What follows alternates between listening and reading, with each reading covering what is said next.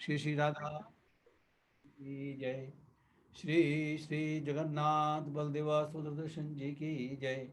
श्री प्रहलाद लक्ष्मणदेव भगवान की जय। गौर नित्याय भगवान की जय। शिल प्रभुपाद की जय। गुरुदेव महाराज की जय। हरे कृष्ण महामंत्र की जय। All glories to assembled devotee, Hare Krishna. All glories to assembled devotee, Hare Krishna. All glories to assembled devotee, Hare Krishna.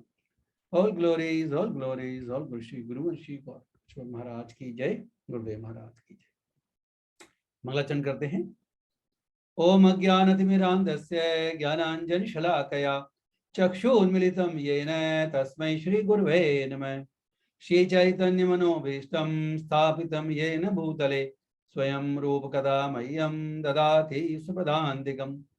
वन्देऽहं श्रीगुरो शुद्धकमलं श्रीगुरून् वैष्णवांश्च श्रीरूपं साग्रजातं सह गणा रघुनाथान्वितं तं सजीवं साद्वैतं सावधूतं परिजनासहितं श्रीकृष्ण चैतन्य देवं श्री राधा कृष्ण पादान् सह गणललिता श्री विशाखान्वितांश्च हे कृष्णा करुणा सिंधु दीनबंधो जगतपते गोपेश गोपिका कांत राधा कांत नमोस्तुते। तप्त कांचन गौरांगी राधे वृंदावनेश्वरी वृषभानुसुते देवी प्रणमामि हरि प्रिये।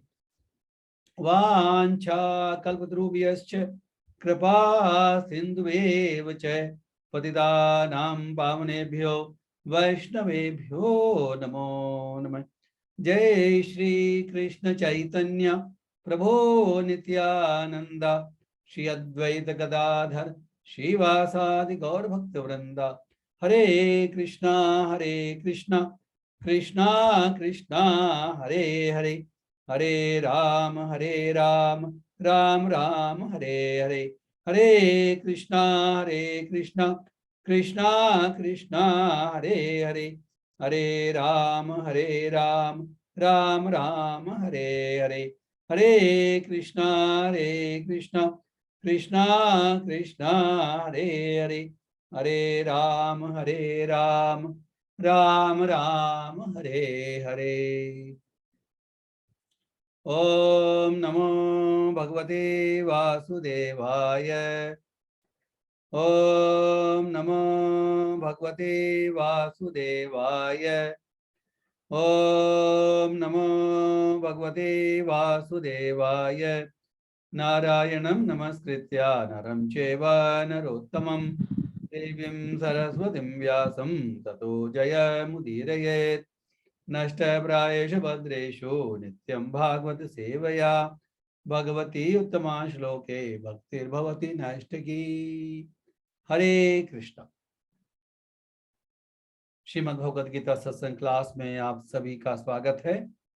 आप सभी भक्त मुझे आशीर्वाद दें ताकि हम इस दिव्य विषय पर चर्चा कर सकें। हरे कृष्ण। थैंक्स। आज का श्लोक है श्रीमद् भगवद गीता अध्याय 6 श्लोक नंबर 11 ऑनवर्ड्स। तो हम स्क्रीन शेयर करते हैं। एक मिनट।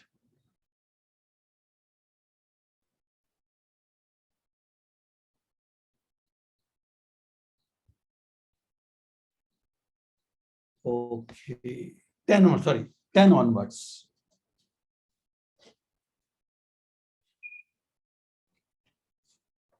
हमने 9 तक कर लिया था, तो आज हम श्रीमद् अध्याय 6 श्लोक नंबर 10। योगी युञ्जित सततम आत्मानं रहस्ये स्थितः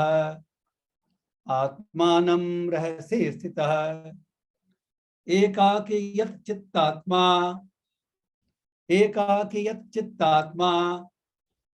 निराशीर अपरिग्रह।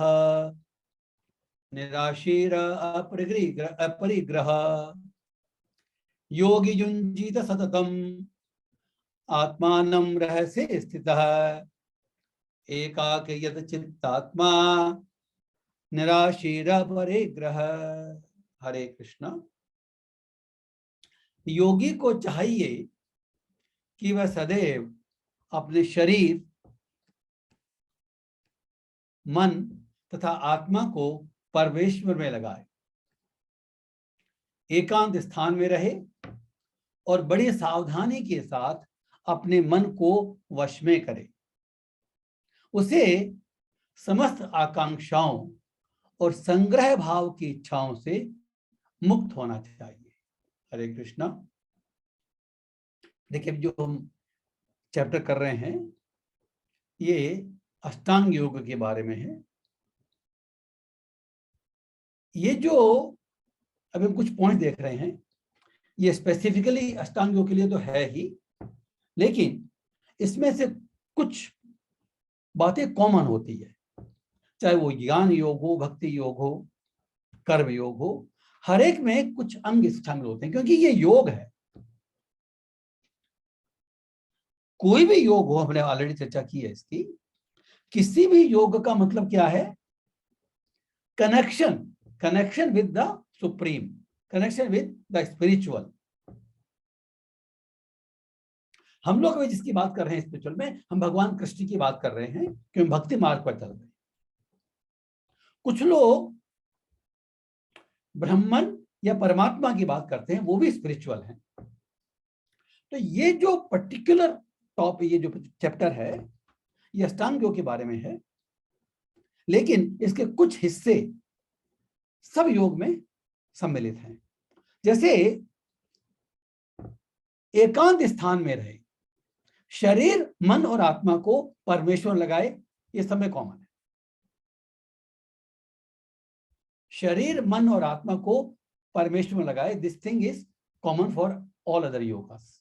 एकांत स्थान में रहे, ये पर्टिकुलरली एप्लीकेबल नहीं है, दिस ओनली फॉर अष्टांग योगा। लेकिन कुछ वजह से कोई भी योग हो, पर्टिकुलर जो भक्ति योग होता है, उसमें जो खुद की साधना होती है। देखिए, भक्ति योग में दो हिस्से होते हैं। Okay, let me stop share now. Bhakti Yoga में there two parts. One is, एक तो खुद की पर्सनल साधना, उसमें हम क्या करते हैं? हरे कृष्ण कृष्ण कृष्ण हरे हरे, हरे राम राम राम हरे हरे, इसका जप करते हैं। ये पर्सनल साधना हुई। तो जब पर्सनल साधना करते हैं तो इट इज बेटर कि we have a secret place in our home, not necessary in jungle. जंगल में रह के भक्ति नहीं कर सकते, योग साधना कर सकते। और कुछ हिस्से भक्ति योग के it is done in groups, जैसे अभी हम कर रहे हैं, भगवद गीता का श्रवण कर रहे हैं, पठन कर रहे हैं, या मंदिर में जाते हैं, वहां सामूहिक कीर्तन करते हैं, ये भक्तों के बीच में होता है। तो ये दो अभिन्न अंग हैं भक्ति योग के। लेकिन इसके जो पॉइंट्स हैं, जो कॉमन है, मन, शरीर और आत्मा को परमेश्वर में लगाए। देखिए, भक्ति योग की बात करने के पहले अष्टांग, क्योंकि चैप्टर अष्टांग योग का है, थोड़ी बात करेंगे। अभी तक हमने ये देखा है कि एकांत स्थान में रहने की आकांक्षा करने के पहले, जंगल में जाने के पहले कुछ रिक्वायरमेंट्स हैं, वो हमने पिछले श्लोकों में देखी। उसमें जो मुख्य रिक्वायरमेंट है इस अष्टांग योग की साधना के लिए, कि हमारे हृदय में, हमारे मन में इस संसारिक भोग भावना की उससे बिल्कुल मुक्ति होनी चाहिए। भक्ति योग में प्रोसेस धीमे धीमे होता है, लेकिन अष्टांग योग शुरू करने, जंगल में जाने के पहले अगर हमारे मन में भौतिक भावना की इच्छा है तो हम जंगल में जाके योग साधना नहीं कर सकते। That will be only an exercise. तो जो यम, नियम, आसन, प्राणायाम, ये हम घर में रह के कर सकते हैं। और जो यम और नियम है, करीब करीब ये हर पाथ में लागू होते हैं। आसन और प्राणायाम केवल अष्टांग योग के लिए है। तो इसकी साधना करके, जो अष्टांग की साधना करता है, पहले वो व्यक्ति अपने आप को इस सांसारिक आसक्ति से निवृत्त करता है पूर्णतया। कैसे? आसन और प्राणायाम के द्वारा। ये उसका साधन है। भक्ति योग में साधन क्या है? केवल भगवान के नाम का जप और संकीर्तन। उसमें हृदय की शुद्धि होती है, लेकिन उसमें भी हमारे मन को स्पेसिफिकली हमको कुछ उसमें कंट्रोल करना पड़ता है। जो हमारी इच्छाएं होती है हमको समझना पड़ता है, हम कंट्रोल करते हैं। लेकिन हमको जब हम साधना करते हैं तो हमारा चूंकि हृदय शुद्ध होता है उससे, तो इसमें हमको हेल्प मिलती है। लेकिन अष्टांग की साधना करने के पहले, जंगल में जाने के पहले, वो completely free from material desires, otherwise वो नहीं जाना चाहिए। He can not go. तो जो बात हो रही थी यम, नियम, आसन, प्राणायाम, ये अपने घर में रह के वो अपने चित्त को इस सांसारिक आसक्ति से मुक्त करता है। तभी वह मन, परमेश्वर और मन, आत्मा और शरीर को भगवान की सेवा में लगा सकता है, योग साधना में लगा सकता है। भक्ति योग में क्या करते हैं? हम इसमें भी मन, शरीर और आत्मा को भक्ति योग में लगाते हैं। इसमें क्या डिफरेंस है? जैसे उसमें है अपरिग्रह, उसमें सबका त्याग कर देते हैं। इसमें भी अपरिग्रह है। प्रपोज ने तात्पर्य में कोट किया है, इसमें अपरिग्रह क्या है कि जो वस्तु हम भगवान की सेवा में यूज कर सकते हैं उसका त्याग नहीं करना है। जो वस्तु या जो परिस्थिति हम भगवान की सेवा में यूज नहीं कर सकते उसका त्याग करना। तो जो त्याग की बात है, जो योग, जो हमने देखा है कि कोई भी योग हो, इसमें renunciation is a part. Renunciation means renunciation with the physical world, the material world, and connection with the spiritual world, the spiritual power, हमारे खुद के स्वभाव के अनुसार। इट कैन बी ब्रह्मन, परमात्मा और भगवान। तो ये जो कनेक्शन डेवलप करने के लिए रिनंसिएशन की भावना होना जरूरी है, चाहे कोई भी योग पद्धति हो। अगर हम भक्ति योग का अभ्यास कर रहे हैं और ये डेवलप नहीं कर रहे हैं तो ये केवल दिखावा मात्र है। इससे भी भगवान के नाम से फायदा होता है, क्योंकि भगवान दिव्य हैं और शनि शनि हमारा हृदय शुद्ध होता है। लेकिन हमको प्रयास करना चाहिए, एटलीस्ट फिजिकली हमको मेटीरियल भोग से अलग रहने की हमारी कोशिश रहनी चाहिए, हमारे मन को लगाना चाहिए कोशिश करके। तो इसमें जो हमने 3 बातें जो देखी, मन, शरीर और आत्मा। तो शरीर अष्टांग वाला क्या करता है? अपने शरीर में आसन, जंगल में जाने के बाद भी वो आसन प्राणायाम का सहारा लेता है, शरीर को उसमें लगाता है। और मन, क्योंकि ऑलरेडी जंगल जाने के पहले वो ऑलरेडी शुद्ध हो चुका होता है, अपने मन को कंट्रोल कर चुका होता है, तो परमेश्वर में लगा सकता है। जो उसकी धारणा का विषय है, धारणा का विषय अलग अलग हो सकता है और उसी अनुसार गंतव्य स्थान अलग अलग होता है। तो ब्रह्म ज्योति पर कंट्रोल चिंतन करते हैं तो ब्रह्म रियलाइजेशन होता है। हमारे हृदय में जो परमात्मा स्थित है उन पर चिंतन करते हैं तो परमात्मा स्वरूप रियलाइज होता है, वैकुंठ की प्राप्ति होती है अगर वो पर्सनल फॉर्म है तो। और भगवान का चिंतन करता है तो अष्टांग योग द्वारा भी भक्ति प्राप्त कर सकते हैं अगर वो भगवान का चिंतन करता है। This is another process. This bhakti also can be achieved, but in bhakti it is not necessary to go to, it is not recommended, it is not required in this age particularly. और अपरिग्रह में हमने देखा already कि अष्टांग योग पद्धति में he has to completely renounce. That means what? कि उसको जंगल में जो मिलता है, देखिए इसका मतलब ये नहीं कि वहां पर खाना पीना सोना नहीं होता, he does everything. जैसे साधन उसकी तीव्र होती है, ये मात्रा कम हो सकती है, बट ही डज, हम आगे देखेंगे श्लोकों में, he does everything, but he completely depends on nature only. Whatever nature provides for his eating, for his drinking, for sleeping, he has to make do with that. अष्टांग की पद्धति में. लेकिन भक्ति पद्धति हमको मालूम है, हम घर में रह के, घर के प्रोटेक्शन में रह के कर सकते हैं, लेकिन हमारी चित्त की जो भावना है, उसमें जो भौतिक भोग की भावना है, उसको कम करना जरूरी है. Otherwise it will be an external behavior of being a devotee.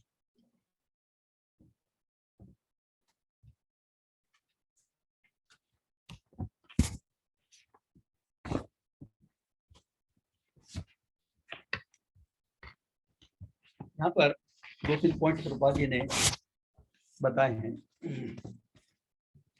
जैसे प्रभुपाद जी के परपोर्ट्स में जनरली जो योग साधना इस संसार में प्रचलित है वो अप्रूव नहीं करते, क्योंकि उनका मानना है कि अगर किसी को योग साधना वास्तविक करनी है तो उसको एकांत स्थान जाकर करना चाहिए, घर में रह के संसार में रह के नहीं कर सकते। आज के जमाने में जो योग साधना बात हो रही है, generally it is called exercise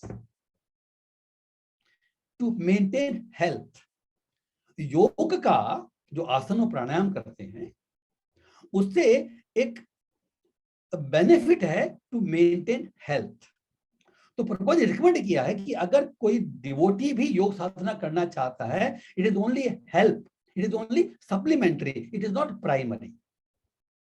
योग का जो मतलब है, जो प्रैक्टिकल योग हम चल रहे कि केवल हम अपनी हेल्थ का ध्यान रखते हैं, हम बनाते हैं, दैट इज नॉट योग साधना। बट योग करने, आसन प्राणायाम करने से हेल्थ मेंटेन हो सकती है, और अगर हमको हेल्प करती है ये, तो भक्त भी करते हैं, कई भक्त भी करते हैं, but it is not necessary part of it. Number 1। Number 2,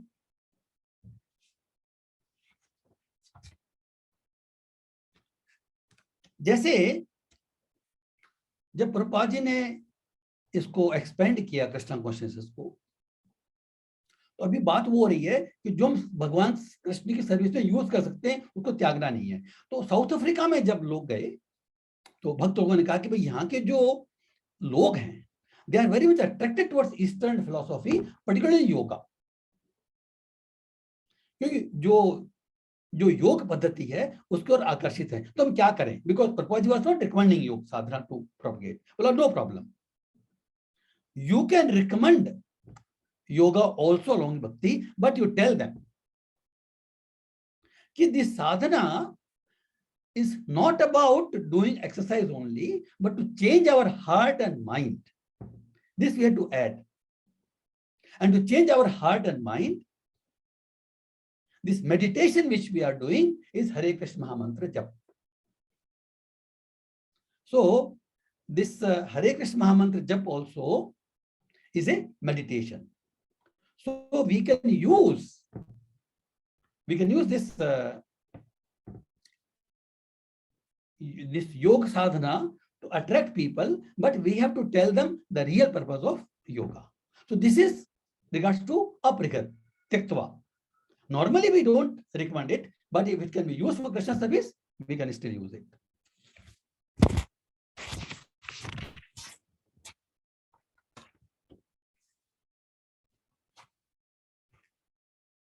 So now we can see इसके जो specific points are 6, 11 and 12. See that. Again, I'll share the screen.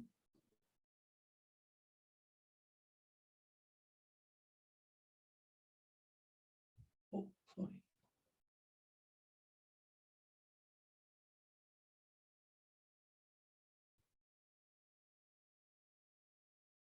Yes.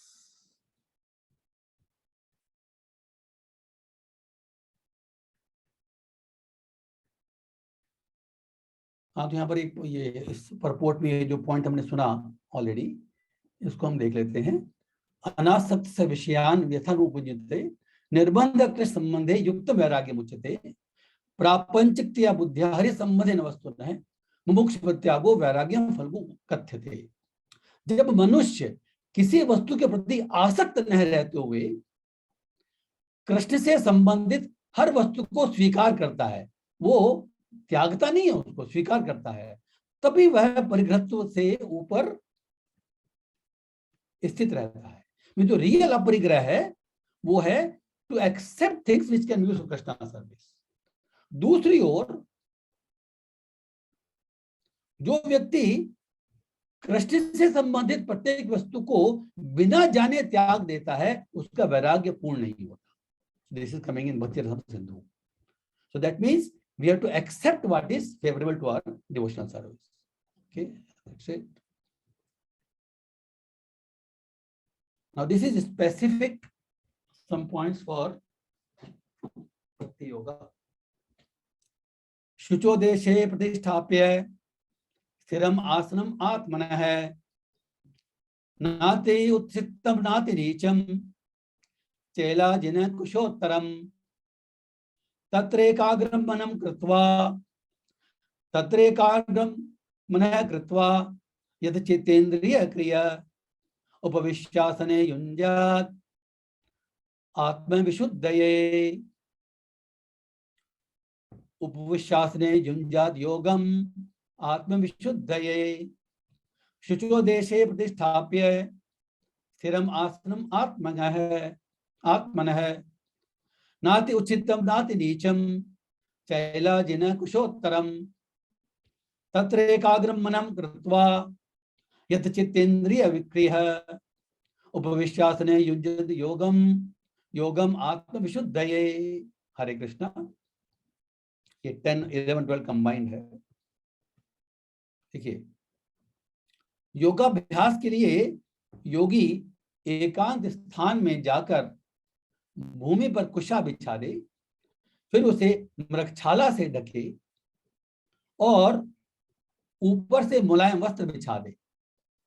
आसन न तो बहुत ऊंचा हो न बहुत नीचा, वह पवित्र स्थान में स्थित हो।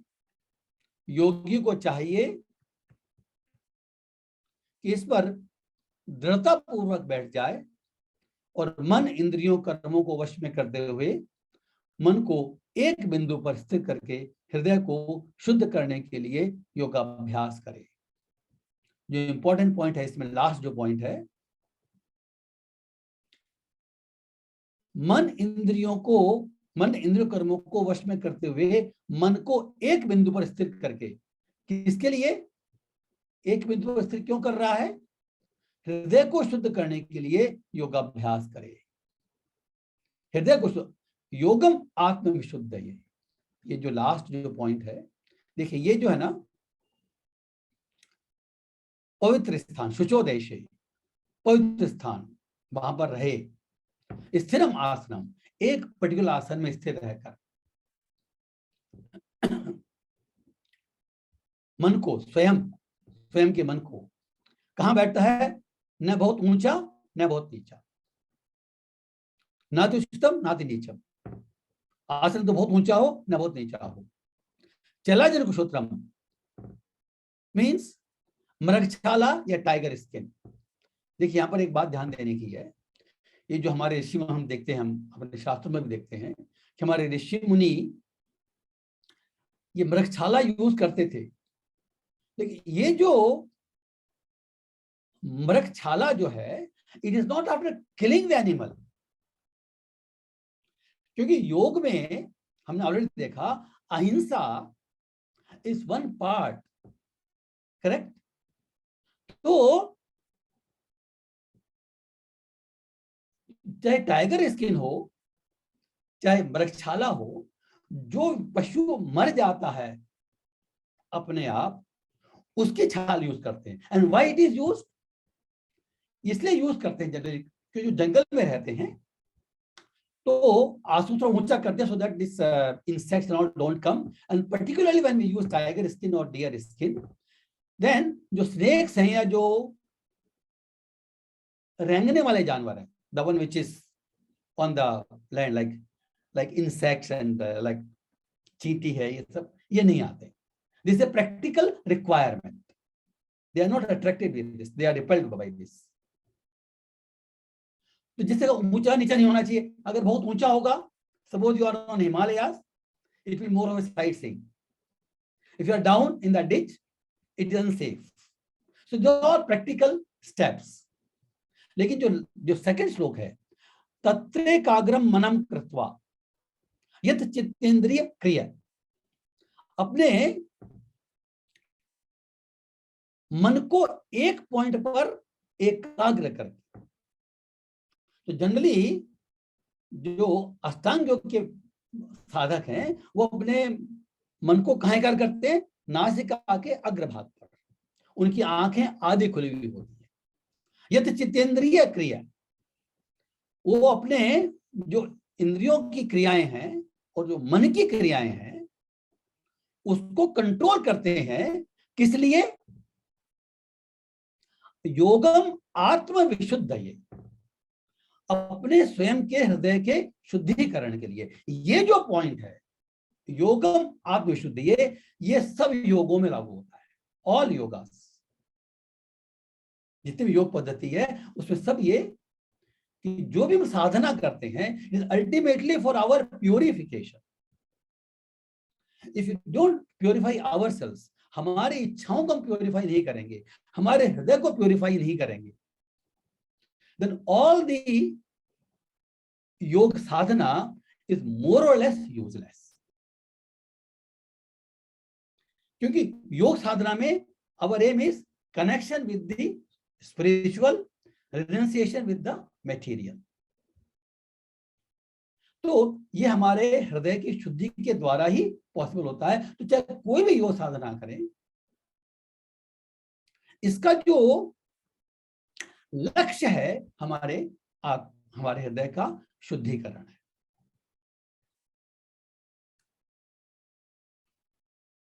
प्रभु जी यहां पर कहा गया है कि ये जो योग साधना, of course this is not practical in this age of Kali, it's not practical.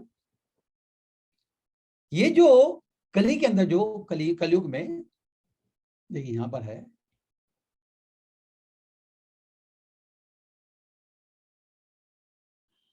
अतः यहां पर देखिए बृहन्नारदीय पुराण में कहा गया है कि कलयुग, वर्तमान युग में, जबकि लोग अल्पजीवी, आत्म साक्षात्कार में मंद और चिंताओं से व्यग्र रहते हैं, भगवत प्राप्ति का सर्वश्रेष्ठ माध्यम भगवान के पवित्र नाम का कीर्तन है। हरे नाम हरे नाम एव केवलम, कलो नास्तेव गति अन्यथा। ये जो टेक्स्ट श्लोक जो आता है ये बृहन्नारदी पुराण में आता है, और उसमें कहा कि कलयुग के काल में केवल हरि नाम एव केवलम, ये 3 बार रिपीट किया है। इसी तरह नास्तेव गति अन्यथा, ये नास्तेव जो है ये भी 3 बार रिपीट किया है। दिस इज टू एम्फेसाइज कि एकमात्र साधन जो है केवल हरिनाम संकीर्तन है, और दूसरा कोई मार्ग नहीं है, कोई मार्ग नहीं है। इसमें ये जो योगम आत्मविशुद्ध है और युंजाद योगम, ये जो हम भक्ति योग के अंदर भी ये 2 पॉइंट्स लागू होते हैं। जैसे हमने शुरू में चर्चा की थी, सम पॉइंट्स, ये जो प्रैक्टिकल टिप्स हैं, जो चैप्टर 6 है, ये प्रैक्टिकल टिप्स हैं योग साधना के बारे में, प्रैक्टिकल टिप्स, और इसमें कुछ पॉइंट्स हर योग साधना में लागू होते हैं। तो हमारे मन को एकाग्र करने का मतलब भक्ति योग में क्या है? भक्ति योग में क्या है कि हम अपने मन को केवल भगवान की सेवा में नियुक्त करते हैं। हमारे जो भी कार्य हैं वो भगवान की सेवा के निमित्त होते हैं, और ये हम पहले चर्चा कर चुके हैं। अगर हम अपने जीवन का लक्ष्य भगवत गीता के सत्संग के माध्यम से सुनकर, पढ़कर, अगर हम अपने जीवन का लक्ष्य भगवान के प्रेम की प्राप्ति बना लिए है, हमारा जो लक्ष्य वो स्थिर कर लिया है और हम उस पर चल रहे हैं, तो हमारे जितने भी कार्य हैं, चाहे वो बिजनेस हो, चाहे जॉब हो, जो भी है, एवरीथिंग इज लाइक यज्ञ, सैक्रिफाइस। केवल हमारा जो फोकस है वो खुद की संतुष्टि के लिए नहीं होना चाहिए, फोकस जो है वो भगवान कृष्ण की सेवा के लिए होना चाहिए। तो मतलब क्या हुआ इसका? क्योंकि अगर हमको भगवान की भक्ति करनी है तो शरीर को मेंटेन करना है, स्वस्थ रहना है, और हम परिवार में रहते हैं तो परिवार का पालन भी करना है। ये सारे काम करने हैं, लेकिन फोकस भगवान कृष्ण की सेवा है।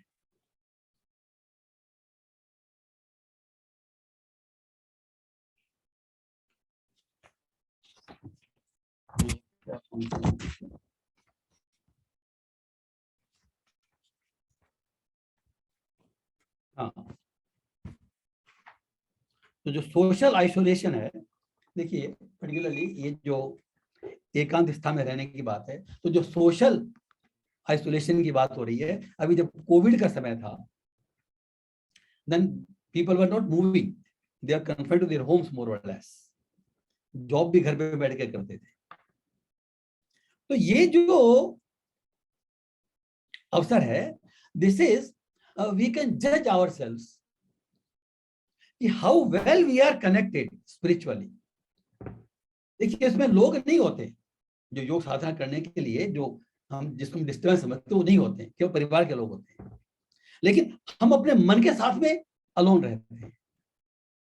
और मन is there always with us. अगर बाहर जाते हो हमारा मन बढ़ जाता है।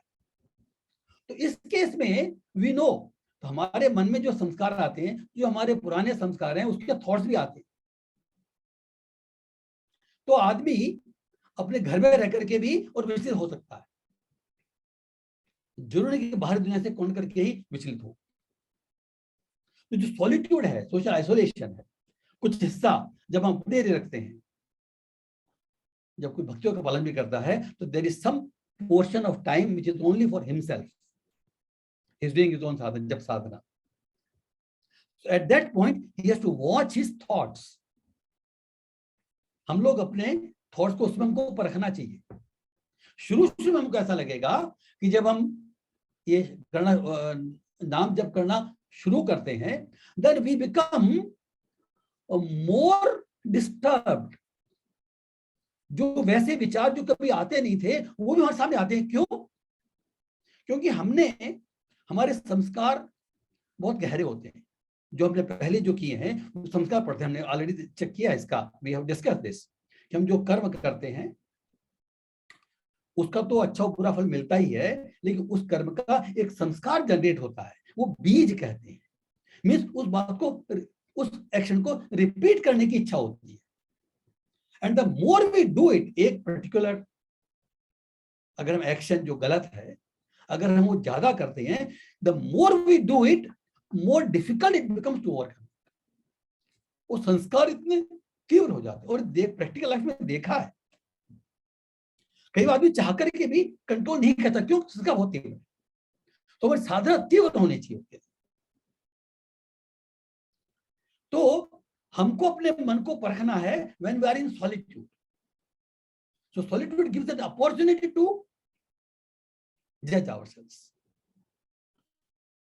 तो शुरू में हमको ऐसा लगता है, कोई भी भक्त शुरू करता है प्रैक्टिस, तो लगता है कि पहले मेरा मन शांत था, मैंने भगवान नाम लेना शुरू किया तो ज्यादा मैं विचलित हो गया।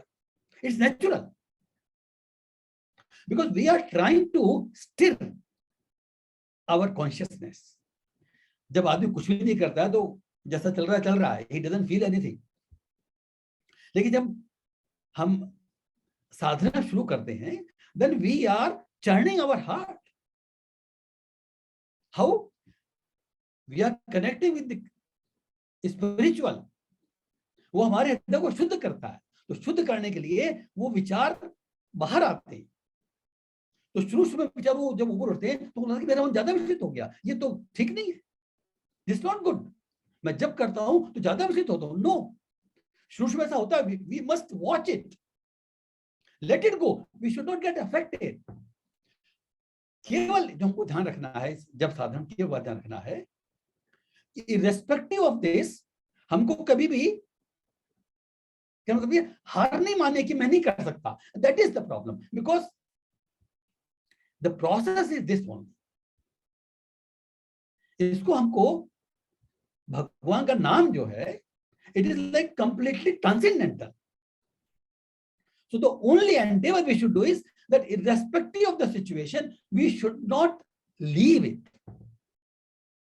अगर लीव इट कर देते हैं तो हम हार गए, we accept the defeat. देखिए शुरू में everyone has to make a lot of, he will put a lot of endeavor and effort. क्योंकि जो गोल है, the goal is supreme. It is the supreme goal of our human form of life. So we have to watch our thoughts when we are in solitude, and even if they are not up to our expectation, we may feel that so many thoughts are coming, but let it come and go. Don't leave Don't quit. That is most important, the initial stages of sadhana. तो शुरू की साधना stage में we have to see that we maintain. और similarly we have already discussed this, कि जो solitude है, जब साधना करते हैं तो संसार से थोड़ा सा अलग रहते हैं, लेकिन हमको अपने मन से भी अलग रहना है. That we have to practice, and this is important when we do any sadhana, any yoga sadhana.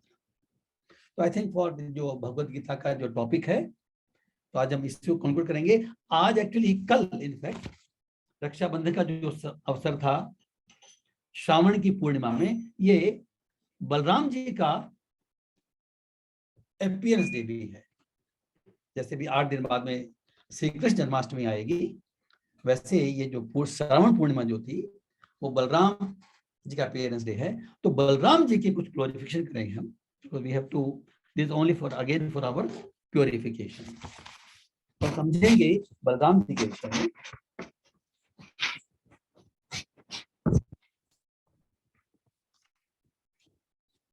देखिए बलराम जी कौन है, we have to understand it. Balram ji is the first expansion of Lord Krishna. First expansion. जो हम श्रीमद् भागवतम का study करते हैं, अगर श्रीमद् भागवतम में हम सारी इंफॉर्मेशन मिलती है, Lord Krishna is the Adi God. Govindam Adi Krishna. Govindam, sorry, what is that? Sarva Karan Karanam. I'm forgetting. Anyway, don't worry. But Lord Krishna is supposed to be the original supreme personality of Godhead, the original. और इनसे बहुत सारे expansion निकलते हैं. The all expansions are equally powerful. So the first expansion is Balarama. The first expansion of Lord Krishna is Balaram. And although Balarama is Lord himself, but his consciousness again is to serve Krishna. And he serves Krishna in so many ways. देखिए, जो आध्यात्मिक, the spiritual world is created by Lord Balaram. The material world is created by Lord Balaram. Material world के creation के लिए Lord Balaram expands himself in 4 separate forms. हमने पहले भी चर्चा की इसके लिए. One is Mahavishnu, Garbhodakshayi, sorry, Karanodakshayi Vishnu. आपने देखा होगा, कोई चित्र देखे होंगे कि 400 फॉर्म, ये 400 फॉर्म्स है नारायण की. 400 फॉर्म्स है. तो they are lying in causal ocean, और ये शरीर के पोर से असंख्य ब्रह्मांड निकल रहे हैं. He creates this material world in the beginning, all the Brahman, all the universes. We are, ours is one universe. Ours is one planet in that universe. So all the universe are created by Karnodakshay Vishnu. उसको महाविष्णु भी कहते हैं. So the expansion from Balram ji. Balram ji expands himself to Sankarshana, and Sankarshana into all this one by one. कारणोदक्षाई Vishnu, उसमें बहुत सारे ब्रह्मांड create करते हैं. Then again he expands himself, this is all Balaram ji. He expands himself into Garbhodakshayi Vishnu for each universe. Mahavishnu जो है, उनके pores से असंख्य ब्रह्मांड प्रकट होते हैं. Each universe में, each ब्रह्मांड में he expands himself into innumerable Garbhodakshayi Vishnu, जिनकी नाभि से कमल का फूल निकलता है और वहां पर ब्रह्मा जी प्रकट होते हैं. ये हमने लीला देखी है पहले. So this is Garbhodakshayi Vishnu. Again Garbhodakshayi Vishnu expands himself as Kshudakshayi Vishnu, ये जिसको हम हरि कहते हैं, ये जिसको हम परमात्मा कहते हैं. तो जो सेकेंडरी क्रिएशन है वो ब्रह्मा जी करते हैं. All the primary ingredients have been created by Lord himself. तो ब्रह्मा जी जो हर ब्रह्मांड के एक ब्रह्मा होते हैं, for every universe there is one Brahma. So he manipulates ये जो इंग्रेडिएंट्स हैं, and then he creates so many forms of jiva. ये जो जीवा की जो फॉर्म्स हैं, अलग अलग जो योनियां हैं, अलग अलग पदार्थ हैं, ये ब्रह्मा जी क्रिएट करते हैं. तो Kshudakshay Vishnu enters into each and every atom as Paramatma, जो हम कहते हैं कि कण कण में भगवान विराजमान है, कण कण में हरि है. So that's again Balram ji expansion finally. Kshudakshay Vishnu, Garbhodakshay Vishnu and Kshirodakshay Vishnu. Mahavishnu, Garbhodakshay and then Kshirodakshay, this is Hari, that he expands. Then he creates and he maintains this material world. Similarly, जो शेष अवतार हैं, जो शेष, जिसको हम शेष बोलते हैं, this also again expansion, fourth expansion of Balram ji. He expands मतलब शेषा. तो शेष जो हैं, this serves as the bed for Lord Krishna, Narayana. उसमें हम देखते हैं कि जितने भी हमारे आचार्यों ने समझाया है, जितने भी पैराफर्नरिया है भक्ति का, जो भी पैराफर्नरिया, जो भगवान का जो पैराफर्नरिया है, चाहे उनका स्पिरिचुअल वर्ल्ड है, चाहे उनका बेड है, चाहे उनका सखा है, the all expression of Balram ji. And Balram ji is the Adi Guru. आदि गुरु मीन्स ही रिप्रेजेंट्स द गुरु तत्व. We cannot get Krishna without the help or mercy of the Guru. जो बलराम जी जो हैं, he presents the आदि गुरु. तो जो हमारी गुरु परंपरा है, वो जो मर्सी, जो स्ट्रेंथ प्राप्त करते हैं, जो मर्सी प्राप्त करते हैं, वो बलराम जी से प्राप्त करते हैं. और ये जब भी भगवान के अवतार हुए हैं, whenever Lord takes his अवतार, तो हर अवतार में बलराम जी उनके संग आते हैं. हमने देखा ऑलरेडी, राम अवतार में वो लक्ष्मण जी के रूप में थे, कृष्ण अवतार में बलराम जी के रूप में है, और चैतन्य महाप्रभु के रूप में जब आए थे भगवान, तो वो नित्यानंद प्रभु के रूप में आए. At every place he has served Lord Krishna in his own way. तो जो शेष अवतार हैं, वो भगवान के जो शेष हैं, जो शेष अवतार हैं, उनका कार्य क्या है? भगवान के लिए तो आसन प्रदान करते ही हैं, and he has got this 1000 मुख होते हैं उनके. सो ही ग्लोरीफाइज लॉर्ड कृष्ण. ये जो भागवतम हमको सुनने को मिलती है, इसके जो ओरिजिनल इसका जो संवाद हुआ है, दिस बिटवीन संकर्षण शेष विद 4 कुमारास. तो 4 कुमार, ये जो इसकी परंपरा भी श्रीमद् भागवत में आती है. ये जो शुरुआत जो हुई है, ये लॉर्ड संकर्षण ने शेष रूप में 4 कुमारों को सुनाई थी, और उससे आगे वो परंपरा चली है जो हम भागवतम हमको मिली है. इस तरह से इसका वर्णन आता है. और जो बलराम जी के जो कुछ पास टाइम्स हैं कृष्ण अवतार में, वो हम देखते हैं. Specific pass times of Lord Balram, जो उनकी स्पेसिफिक लीलाएं हैं.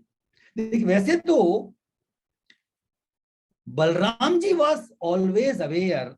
देखिए, जो ब्रजमंडल के अंदर जो बाकी जो जीव हैं, भगवान के भक्त हैं, बलराम भगवान भक्त हैं, लेकिन बलराम जी को केवल भगवान कृष्ण के ऐश्वर्य का हमेशा भान रहता है. He knows the potency of Lord Krishna. बाकी किसको मालूम नहीं था, क्योंकि वो प्रेम भाव में रहते हैं. बलराम जी प्रेम भाव में है, लेकिन उनको ये सब मालूम भी रहता है हमेशा. तो he knows the potency of Lord Krishna, but still वो he has come as elder brother. तो जब भगवान जाते थे वन के अंदर, हमेशा बलराम जी भी साथ जाते, वो कभी अकेला नहीं छोड़ देते उनको.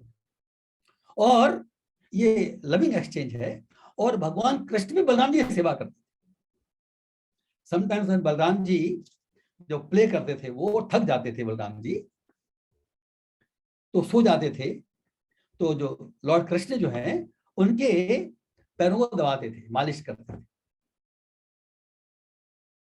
तो Lord Krishna also reciprocates with his devotees. और बलराम जी का हमेशा वो he thinks that he has to protect Lord Krishna, although he is away, because he loves his younger brother. He never leaves Krishna alone. तो एक जो स्पेसिफिक पास time आता है श्रीमद् भागवतम में, वो धेनु का सुर था। धेनु का सुर आता है, he came as an ass. वो ताल वन में रहता था। तो ताल वन में जो ताल one is one of the 12 वना, जो अपने वृंदावन जो है, इस तरह से जो ब्रजमंडल में 12 forest, 12 forest are there, one is Tal Van. So Tal Van में धेनु रहता था और उसका इतना प्रभाव था कि कोई भी जो ब्रजवासी है वहां खेलने नहीं जा सकता था। They were all afraid of this Dhenukasur. तो उन्होंने एक बार बलराम जी को कहा कि भाई इसका कुछ करो। तो बलराम जी एंटर्ड इन तालवना एंड ही, जो तालवन जो ट्रीज हैं वो जोर से हिलाया, तो धेनुकासुर जो है वो प्रकट हुआ, वो डिस्टर्ब हुआ, तो वो आ गया वो। And then he is the form of an ass, गधे के रूप में था वो। तो उसे अपने बैक साइड से, बैक जो दुलत्ती मारते हैं, गधा दुलत्ती मारता, तो he wanted to hit, he was very powerful, he want to hit Balram ji. तो बलराम जी ने उसके दोनों जो बैक पाम है, हाइंड साइड पाम जो है, वो पकड़ के उसको घुमाना शुरू किया, till he was dead and then he left. So he killed Dhenukasur. इसी तरह एक और भागवतम पास्ट में आता है प्रलंबासुर का। When they used to play with coward boys, तो कई बार कुश्ती का गेम खेलते थे, they used to wrestle. There are two teams, एक कृष्ण की थी, बलराम की थी। So they used to wrestle and the one who loses, तो जो विनिंग टीम जो है, तो जो लूजर्स हैं उसको विनिंग टीम को अपने कंधे पे बिठा करके लेके जाना होता है। This just childhood pastimes. तो ऐसे प्रलंबासुर एक था, he wanted to kill Balram ji. He came as a cowherd boy, कुश्ती में शामिल हो गया। He was in the opposite, he was Krishna's party. तो कृष्णास पार्टी हार गई थी उस समय। तो जो कवर्ड बॉय के रूप में आया था, वो गोप के रूप में आया था। तो उसने बलराम जी को अपने कंधे पे उठाया और वो चलने लगा। And then after some time he wanted to fly, he wanted to carry away Balram ji far away। तो बलराम जी को ये एहसास हुआ कि ये असुर है। So then what Balram ji did, he started increasing his own weight। उन्होंने अपना भार बढ़ाना शुरू किया, till he was not able to bear him। Balram ji भगवान है, तो he increases his weight till he got it difficult for him। तो उसने अपना असली रूप प्रकट किया। He was in the form of a cloud, cloud के फॉर्म में था वो। And he wanted to fly away Balram ji. तो बलराम जी ने अपने एक हाथ की मुट्ठी से वार किया and that Pralambasur was dead. कोरवास चेस्टाइट, एक और पास्ट में आता है इनका। Samba was the son of Jambavati and Krishna. हमने आज कृष्ण की 8 पत्रानियां थी, हर एक के जितने भी रानी थे कृष्ण के हर के 10-10 पुत्र थे। तो एक इसमें कथा आती है, Jambavati was the daughter of Jambavan, वो अलग कथा आती है, वो बाद में कोई देखेंगे। सो कृष्ण मैरिड जाम्बवती, तो उससे संब नाम का एक पुत्र जन्म लिया। And he was infatuated with Lakshmana who is the daughter of Duryodhan. So see, पुराने जमाने में हम देखते हैं कि they used to kidnap the girls when they want to marry somebody. So Samba, the son of Jambavati and Krishna, they kidnapped Lakshmana, the daughter of Duryodhan, from the assembly.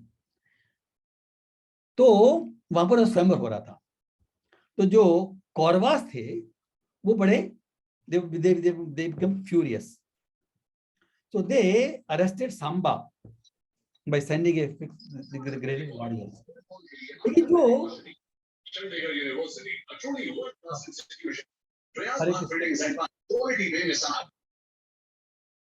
Hare yes, okay. So see this Balram ji, he was equally disposed towards Kauravas and Pandavas. क्योंकि बलराम जी के दुर्योधन भी शिष्य थे और भीम भी शिष्य थे, दोनों शिष्य थे बलराम जी के गदा युद्ध के लिए. तो इसलिए he did not take side in Mahabharat war. Specifically, he did not take sides in Mahabharat. So when Mahabharat war was there, so he went away for a long pilgrimage. He never participated in the war. इसलिए, लेकिन ये बात बाद की है. तो उस समय when they were this Kauravas came, तो जो बलराम जी जो है, they tried to pacify them. They did not pacify. So then he defeated them, and then finally they understood also, because ultimately Balram ji was guru of Duryodhana as well. So then they agreed, and then the marriage of done was Amba with Lakshmana. First time say Balram marries Revati. Balram is supposed to be the husband of Revati. Revati, in fact, was the daughter of King Revata. वो सतयुग के अंदर थे. तो सतयुग में ये कहानी तो लंबी है, but we'll not go to detail. But Revati, उनके उपयुक्त कोई वर्ण नहीं मिल रहा था रेवत को, तो he went to Brahma ji. He went to Brahma ji to discuss कि भाई हम अपनी पुत्री के लिए किसको चुने, whom should she marry. Revati was daughter of King Revata in सतयुग. तो ब्रह्मा जी के पास वो गए, तो ब्रह्मा जी उसमें कुछ कर रहे थे, तो he waited for some time, few minutes rather, and then he met Brahma ji and he told his thing कि भाई I have to search a suitable husband for my daughter Revati. तो उन्होंने ब्रह्मा जी ने बोला कि भाई जब तुम यहाँ रुके हो ना, ये ब्रह्मलोक है, तो यहाँ पर और पृथ्वी लोक में ये डिफरेंस है, टाइम डिफरेंस है. तो जितना तुम रुके, तो वहां पर तो millions of वर्ष पास हो गए already, and now it is Dwapar yuga. और वहां पर अभी बलराम जी का अवतार हुआ है, तो वो बलराम जी जो हैं वो तुम्हारी पुत्री के लिए उपयुक्त है. So that way he gave an instruction, then they came to, and then they went to Balram ji. Balram ji को कहा कि भाई मैंने ब्रह्मा जी से, ब्रह्मा जी के एडवाइस पर मैं अपने पुत्री को आपको देने आया हूं.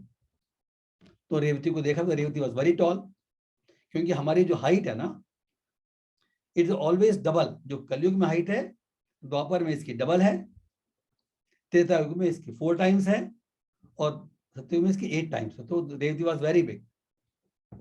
सो it is said in our shastra कि बलराम जी ने अपना हल, उनका जो आयुध हल है ना, he kept that hala on Revati, and the Revati was shrunk, and then she became the proper height, and then Balram ji accepted him. तो इस तरह से जो लॉर्ड बलराम जी जो हैं, ये he is Adi Guru in the sense that he exemplifies the service attitude to Krishna. In fact, वो कृष्ण को हर जो 5 रस होते हैं ना, हर रस में सर्व करते हैं. शांत रस, दास्य रस, सख्य रस, वात्सल्य रस और माधुर्य रस, हर रस में सर्व करते हैं Balram ji. And this is a teaching for us. एक गुरु के रूप में वो एग्जाम्पल बेस करते हैं. Our purpose should be only to serve Krishna. He himself is Krishna's aspiration only, but he also shows by his behavior. So he served Lord Krishna in all the 5 rasas. इसके ये टॉपिक भी बाद में बात करेंगे. इस तरह से बलराम जी का अवलोकन किया. नेक्स्ट वीक में कृष्ण जन्माष्टमी है, I think that is also on Friday, so again Saturday will come, तो हम कुछ लीलाएं भगवान कृष्ण की भी देखेंगे नेक्स्ट वीक में। So with this I conclude this session. अगर किसी भक्त का कोई प्रश्न है, कोई डाउट है, कोई सजेशन है, कमेंट है, तो हम बात कर सकते हैं। हरे कृष्णा। हरे कृष्णा प्रभु जी। हरे Krishna. Yes Pandey ji, Hare Krishna.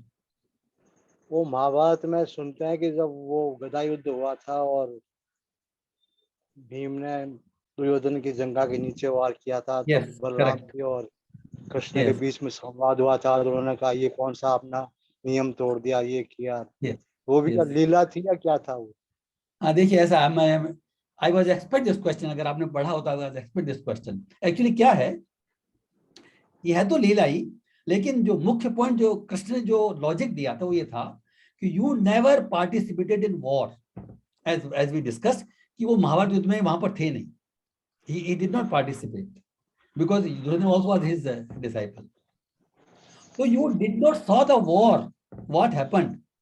So now you cannot come and preach. क्योंकि जो जो महाभारत की देखिए क्या है, महाभारत में रामायण में ये बेसिक डिफरेंस है। रामायण की जब बात आती है तो उसमें जो युद्ध होते थे उसमें भी वो नियम के आधार पर होते थे, जो शत्रु पक्ष भी युद्ध के नियमों का पालन करता था अधिकतर। लेकिन महाभारत का जब युद्ध हुआ, ये कलयुग की शुरुआत के पहले हुआ, कलयुग आने वाला था। तो जो भगवान कृष्ण ने बताया है जो महाभारत, इसीलिए महाभारत का जो सी बेसिक प्रिंसिपल इज कि the good has to win over evil. तो अगर हम मीन्स पर बहुत ज्यादा ध्यान देंगे, if you become too much attach with the means, तो फिर सत्य जीत नहीं पाएगा। ये कलयुग में ऐसा होता है। तो कलयुग में सुशासन की स्थापना के लिए सो कॉल्ड जो रॉन्ग मीन्स होते हैं ना, लेकिन अगर उसका purpose, the basic means purpose, if the purpose था धर्म की स्थापना, क्योंकि ये बात सर्वप्रसिद्ध है कि जो पांडव हैं और जो कौरव जो हैं, उनमें जो शासन जो भगवान का स्थापित कर जाते हैं, क्योंकि धर्म का रक्षण करते हैं पांडव। तो धर्म की स्थापना के लिए जो भी किया जाता है वो सही है। So it is a greater religion. To achieve something higher religion, we have to sacrifice the lower religion. देखिए, अहिंसा इस परमो धर्म है, ये बोलते हैं अहिंसा परमो धर्म है, लेकिन धर्म हिंसा तथैव च, जब कहते हैं धर्म हिंसा तथैव च, मीन्स धर्म की रक्षा के लिए किया गया हिंसा जो है वो अहिंसा से बढ़कर है, वो बहुत जरूरी है। इसका मिसयूज होता है कलयुग के अंदर, वो बात अलग है। वो जो जिहाद करते हैं वो भी बोलते हैं कि हम अपने धर्म की रक्षा कर रहे हैं, बट दैट्स नॉट इल धर्म। तो धर्म का जो निर्णय होता है वो केवल भगवान ही कर सकते। धर्मम साक्षात भगवत प्रणीतम। हमारे खुद की, ये जो आज के जमाने में जो धर्म की बात हो रही है, हमारी खुद की इच्छा, खुद की पावर, धर्म इज बिकम लाइक पावर। तो भगवान कृष्ण शिक्षा ये थी कि in any case the evil has to be won over. We cannot give undue importance to the rules at that stage, because to achieve something higher, we sacrifice something lower. तो ये जो महाभारत की जो सेटिंग है, इसमें हमको ये देखना पड़ेगा कि हमारा उद्देश्य क्या है, इसलिए ऐसा है। I hope it is clear. हाँ, यूं ठीक है, लेकिन कलयुग में इसका मिसयूज ही होता है। हाँ, कलयुग से होता है, कलयुग तो ऐसा होता है ना, इसका मिसयूज होगा ही है। तो see, very few people will understand the real religion. This is the problem. लेकिन असली बात यही है, जब तक वो आजकल जो युद्ध होता है वो तो खुद की पावर के लिए और खुद के डोमिनेंस के लिए होता है ना, इट्स नॉट फॉर धर्म। हाँ, today's power, this is today's war is for dominance. हाँ, यही तो बात है। है ना। लेकिन जो जैसे पांडवों में युद्ध, जब युधिष्ठिर महाराज बने, I think we have discuss sometimes, उनका राज्य कैसा चल रहा था, ये विषय में बहुत वर्णन आता है, शॉर्ट में वर्णन आता है कि उनका शासन कैसा था। क्योंकि जो राजा जो होता है उसके शासन में जो मुख्य जो बात होती है, प्रजा को सुरक्षा प्रदान करना होता है, प्रजा की सारी भौतिक आवश्यकताओं को पूरा करना होता है, और उसके साथ में उसके आध्यात्मिक प्रोग्रेस के लिए उसको सिचुएशन अपॉर्चुनिटी प्रदान करना, this is the duty of Raja, correct. तो वो सब पांडव ही कर सकते थे। तो इसलिए पांडवों की प्रोटेक्शन के लिए या भीम की रक्षा के लिए जो कुछ किया गया, that is completely valid, that is required, that is the requirement of the times. So this is the teaching we can get from Mahabharat. Mahabharat जो है, इसकी सेटिंग जो है वो डिफरेंट है रामायण से। So when rules are being flouted, we cannot be unbilled as to rules. तो इसमें बस प्रॉब्लम ये है कि कलयुग में जैसा आपने कहा वो मिसयूज तो होता ही है, होगा, nobody can stop it। वो तो अगर ये नहीं भी होता तो भी मिसयूज होता, मिसयूज हर चीज में होता है, ये हर चीज मिसयूज है कलयुग के अंदर। दिस इज दी, वो बोलते ना ये तो कलयुग का लक्षण है, एवरीथिंग इज मिसयूज, अच्छी से अच्छी चीज मिसयूज होती है, क्या करें। This is the problem of the times we are living. But still, if any person is living in this Kalyug also, लेकिन अगर वो भगवान कृष्ण का नाम लेता है और जो 4 नियमों का पालन करता है जो शुरू में बोलते आ रहे हैं, तो वो कलयुग में नहीं है, कलयुग का प्रभाव उस पर नहीं पड़ेगा, चाहे हम किस युग में रहें। लेकिन अगर हम जो 4 बेसिक प्रिंसिपल्स हैं उनका पालन करें और भगवान का नाम लें, तो हम कलयुग में नहीं है। This is the basic thing. Hare Krishna. Anything else Pandey ji? नहीं sir. Hare Krishna. Thanks to all the devotees. Hare Krishna Krishna Krishna Hare Hare, Hare Ram Ram Ram Hare Hare. Maharaj की जय, गुरुदेव महाराज की जय। तो वी एंड द क्लास।